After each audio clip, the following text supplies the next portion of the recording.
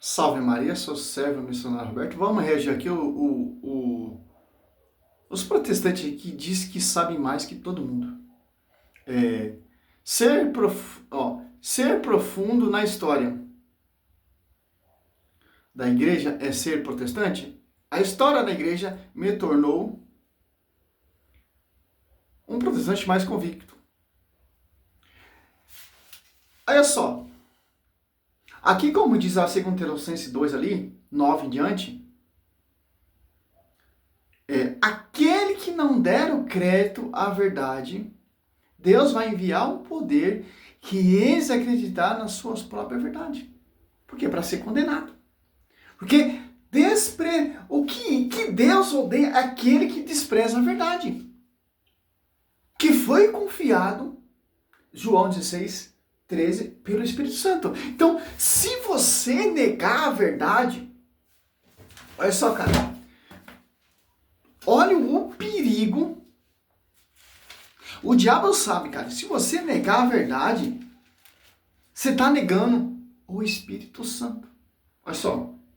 Que o Espírito Santo, ele é o Espírito da verdade. 16:13, ó. Quando vier o Paráclito, o Espírito da verdade, ele vos ensinará toda a verdade. Olha só. O Espírito Santo, ele desceu aonde? As apóstolos 2, vemos ali, na igreja, que se tornou pública. As apóstolos 2, aos apóstolos que eles escolheram. Não foi a um pastor fulano, apóstolo dessa geração, não, cara. Olha só. Ele vos ensinará toda a verdade. Porque não falará por si mesmo, mas dirá o que ouviu, vos anunciar as coisas que virão. Então, cara, tudo que os apóstolos pregaram, anunciaram e deixaram a seus sucessores, que são os bispos, é a verdade. Porque foi confiado a uma só igreja. Há mais pessoas. Não, tem padres que se corrompem. A história tem centenas de padres que se corrompeu. Pensamento de homens. Mas a igreja não tem culpa. A igreja é santa, porque o fundador é santo. A igreja ela não tem culpa dos erros dos seus filhos. Olha só, cara. Tudo que os apóstolos pregaram, anunciaram, foi obra do Espírito Santo. E uma coisa muito interessante aqui, eu segundo Tessalonicenses, para começar o vídeo aqui do protestante, para você entender o que, cara? 3,15, igreja comum sustentável da verdade, segundo Tessalonicenses 2, ó, 2, 10, ó. Aconselho ser meditado 9, certo? Ele usará de toda a sedução do mal, com aquele que se perde, por não ter cultivado o amor e a verdade, que eles teriam podido salvar, ó. Satanás ele vai usar de toda a malícia, Mateus 4, 6, pregando ali para Cristo. Toda malícia como? Toda distorções de divisões. Que não há dois evangelhos. Gálatas 7. São apenas pessoas que se metem em confusão. Olha só. Inspirado por quem? Por outro espírito. Ó. Mal, como aquele que se perde por não ter cultivado o amor e a verdade. Os que teria podido salvar, ó. É uma verdade que salva só, cara. Aonde foi confiada essa verdade? É a pergunta que eu faço, cara. Por isso, 11. Por isso Deus lhe enviará um poder, ó, que os enganará e introduzirão a acreditar no erro. Por quê? Porque desprezaram a verdade. Que verdade? João 16, 13. Mateus 16, 18. 1 Timóteo 15. As apóstolos 2, as apóstolos 2. As apóstolos 2, 42. As apóstolos 2, 47. João 21, do 15 ao 7. Desse modo, serão julgados e condenados todos os que não deram crédito à verdade, mas consistiram no mal. Olha só.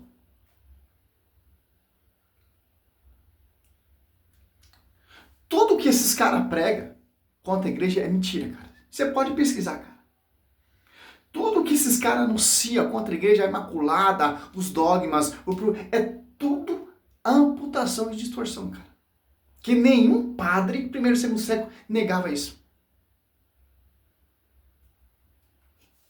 Olá, amigos, todos na paz de Cristo. Espero que estejam todos bem.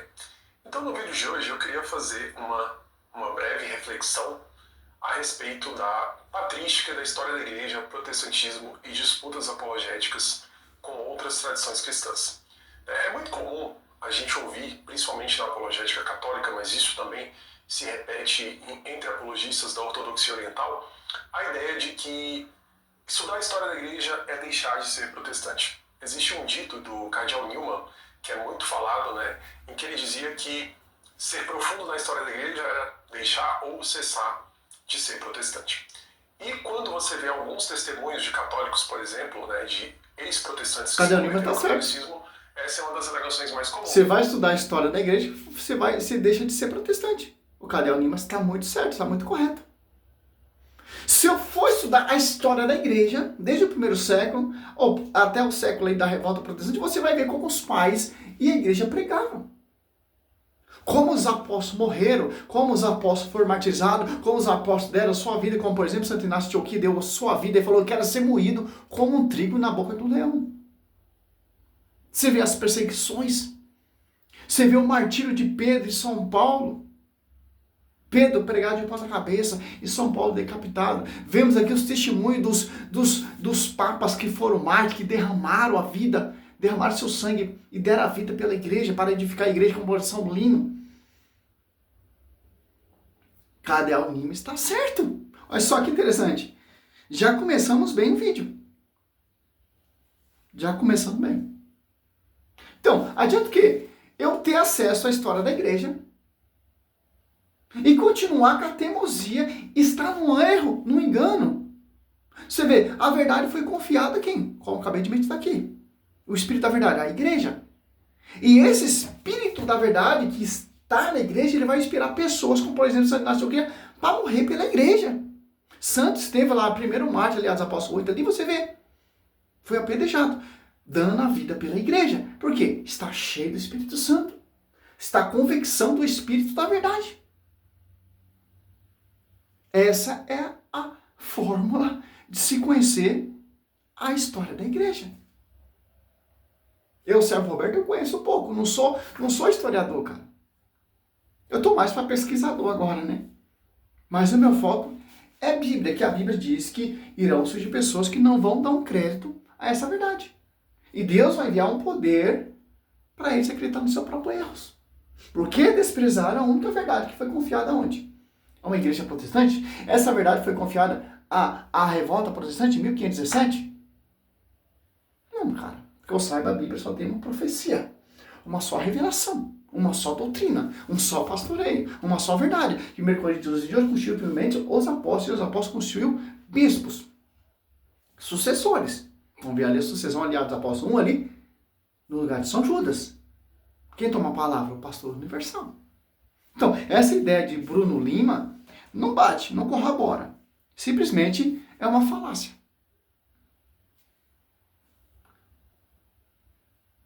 Sim, o protestante ele estuda a história da igreja, por quê?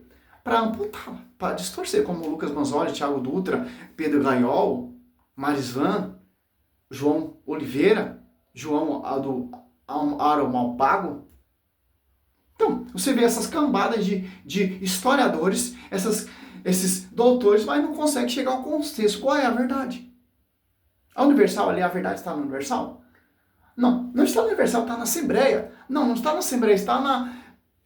Você vê que os caras eles não têm uma comunhão, uma intimidade. O foco dos caras é like. O foco dos caras é fazer igual a Satanás. Satanás ele professa, ele está pregando contra Cristo ali. Crê até o demônio crê. Pregar até o Satanás está pregando. A questão não é pregar, a questão não é criar, a questão é o quê? Está sobre esse pastoreio, sobre esse magistério. Porque o Espírito da verdade está ali. Como diz o evangelista São João. Aquele que não segue essa doutrina está caminhando em vão. Está peregrino em vão. Como vai dizer aqui, ó. Eu gosto da resposta de Bíblia. Eu amo. João os falsos profetas, ó. João 2:1. Segundo João 1, segundo João, né? 1:7. Muitos sedutores têm saído pelo mundo afora. Quem são esses sedutores? Que desprezaram a verdade. Quem são esses sedutores? Que vai estudar a patrística e vai distorcer. E vai falar que a patrística é católico. Ou protestante. Os protestantes que escreveram a patrística lá no século XVII por os reformadores, luteranos, tal, etc. Então, eles tinham muito conhecimento da doutrina patrística para tentar refutar o catolicismo. Mas adianta que os caras estudaram a patrística e continuaram sendo protestantes. Estão caminhando em vão. Que, como Deus disse, para eles estão pregando a verdade, porque é a vontade de Deus. Porque desprezaram a única verdade que foi confiada e enviada pelo seu Filho. E confiaram no magistério. Aqueles que Cristo enviou. Quem nega esses princípios está negando o próprio Cristo. Lucas 10:16. O que não proclama Jesus Cristo, que se encarnou, quem assim proclama é o sedutor de Cristo. Cautelai-vos para que não pecai no fruto de nosso trabalho. Qual? Do magistério. Qual o trabalho? Os pais patrísticos. Qual o trabalho? História da igreja. Que derramaram seu sangue. Mas antes possais receber plena recompensa. Todo aquele que caminha sem rumo e não permanece na doutrina de Cristo não tem Deus. Olha só. Olha o que o evangelista São João está falando. Aquele que não permanece nessa doutrina, as Apóstolos 2:42, João 7 ali do 14 em diante, não tem Deus. Permanece, aquele que permanece na doutrina possui pai e filho. Se alguém vier a vós sem trazer essa doutrina, não recebais em vossa casa nem um salário, porque quem o saúda toma parte em sua obra má.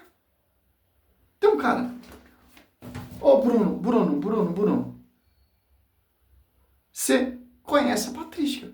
Você diz que é um grande conhecedor a ponto de falar que o estudo do padre Paulo Ricardo aconselha não católicos e nem protestantes de ver a catequese de Paulo Ricardo, porque ele não tem autoridade. E mais para frente do vídeo você vai cair em contradição. Você mesmo vai refutar você mesmo. Como já fiz 2 vídeos falando sobre isso, né? Vamos parar aqui na tese aqui, para que eu vou ter que fazer mais outras coisas, né? Tem que fazer, né?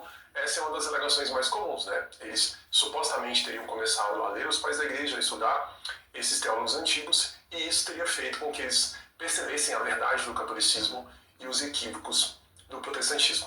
Esse é um tema que me é caro porque existe até mesmo um certo caráter pessoal nessa questão, porque quando eu tive contato inicialmente com a apologética, a princípio o meu interesse era principalmente me munir de argumentos em prol da fé cristã contra o neoateísmo, que na época era muito forte na internet e que atualmente, infelizmente, voltou a crescer também.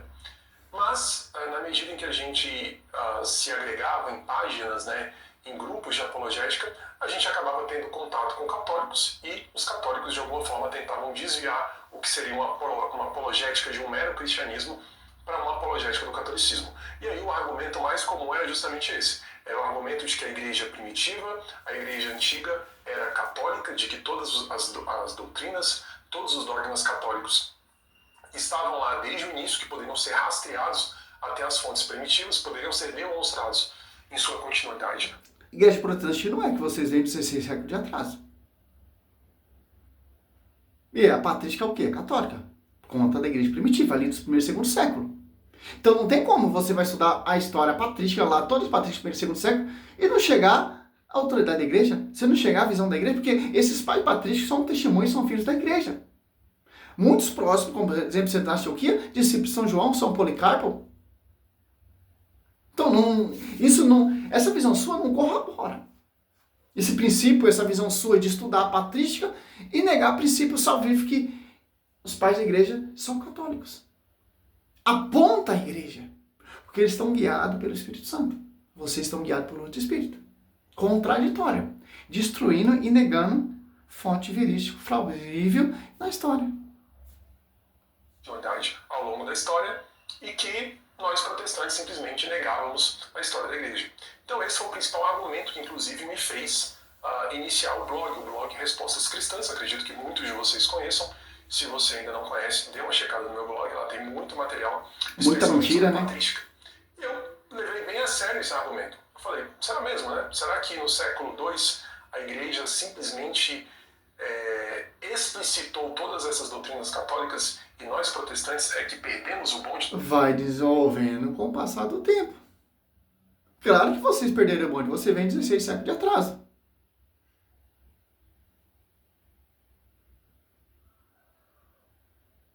Olha só que interessante.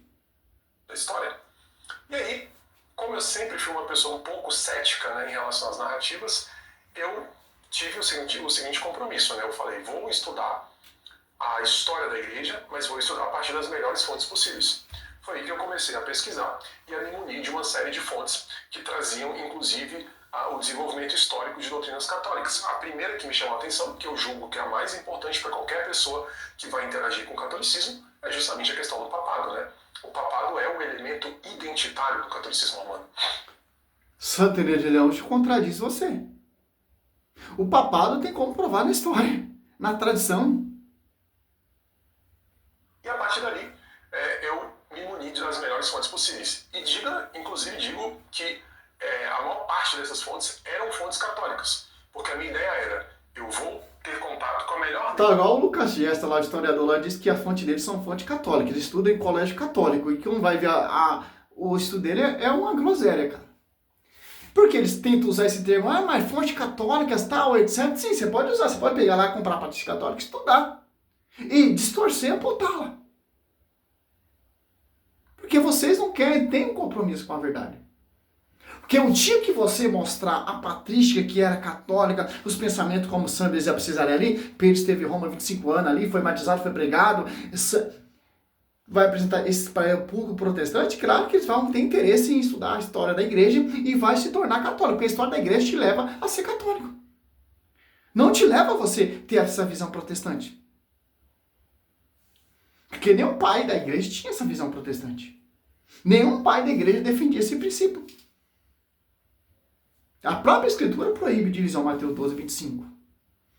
1 Coríntios 10, Filipenses 2, 2. Números 16 ali, a revolta de Coré. E por aí vai.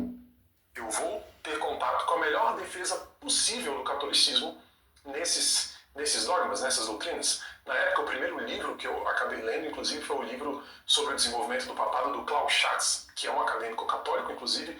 Eu sempre recomendo a todos que queiram conhecer uma perspectiva católica a respeito do desenvolvimento dessa doutrina, adquiriu a obra de Klaus Schatz. Infelizmente, não está traduzido para o português, mas está disponível em inglês e espanhol. A fonte não é os acadêmicos, a fonte é magistério. Acadêmicos não são autoridade. E a partir dali eu comecei a observar que havia uma diferença muito grande entre aquilo que se ouvia nas narrativas apologéticas nas páginas de internet, né? Eu até na época cheguei a fazer alguns cursos do Padre Paulo Ricardo, inclusive não recomendo, até mesmo para você que é católico. O Padre Paulo Ricardo é extremamente superficial, ele não tem autoridade nos assuntos nos quais ele se propõe a fazer curso, pelo menos dentro dessa área de história da igreja a qual eu detive a minha atenção, e eu achei em geral o material do Padre Paulo Ricardo muito fraco, né? Ele era para mim ali a principal referência na internet a respeito desses temas, quando se tratava de uma voz apologética do catolicismo. Então, acabei me voltando para esses acadêmicos. Vamos parar aqui, simples, ó. Eles gostam muito dos acadêmicos, né? Vamos ver aqui. Aqui, ó. Para a Igreja Católica, os acadêmicos e teólogos não são fonte primária ou definitiva da revelação divina, que se restringe à Sagrada Escritura e à Sagrada Tradição. O magistério da Igreja, exercido pelo Papa e pelos bispos, é a única intérprete autêntico da palavra de Deus. Cabendo ao teólogo pesquisar a fé, mas sob a guia e o discernimento da hierarquia eclesiástica. Eu garanto para você que o padre Paulo Ricardo tem mais autonomia, veracidade do que você, Bruno Lima. Porque vocês são sofistas, porque vocês são mentirosos. Então, você vê uma autoridade de um acadêmico e você nega a autoridade de um historiador da Igreja Católica. Então, o professor Felipe para você é um cocô, então também é outro historiador. Então, o que interessa é o quê? Os acadêmicos vão estudar documentos, tá, etc. E vai tentar explicar. Mas o que é válido para nós? O magistério. A maioria desses acadêmicos eles são guiados pelo magistério. O padre Paulo Ricardo ele é guiado pelo magistério. Se os argumentos do padre Paulo Ricardo, vamos finalizar aqui nessa tese, se é fraco, como você diz aí, sem valor, por que vocês, Banzoli, vocês protestantes, estão insistindo em refutar o padre Paulo Ricardo? Se ele não tem autonomia e nem autoridade, por que ele incomoda tanto vocês? Olha só.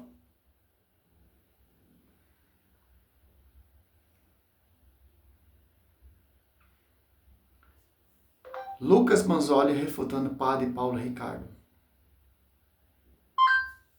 Lucas Manzoli refutando. Olha só. 1, 2, 3, 4, 5, 6, 7, 8, 9, 10, 11, 12, 13. Ó, tanto de vídeo que o Lucas Banzoli está fazendo contra o Paulo Ricardo. Se ele não tem tanta autonomia assim, porque ele é tão perseguido?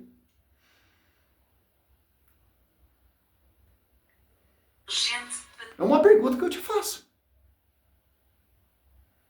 Ó, para de seguir o padre Paulo e segue o Bruno Lima, porque o Bruno Lima, ele é o especialista. Icônico, onde o padre Paulo Ricardo chama os evangélicos de otários na missa por não irem direto a Deus. Sem mais delongas, eu vou nem aqui enrolar nada. Vamos ver o vídeo dele comentando sobre isso. Existe protestante humilde, mas não existe protestante. É a pergunta que eu te faço. Olha só como os caras são baixos. Salve Maria, sou missionário Zé Roberto. Simples, cara. A Igreja Católica é a coluna sustentável da verdade.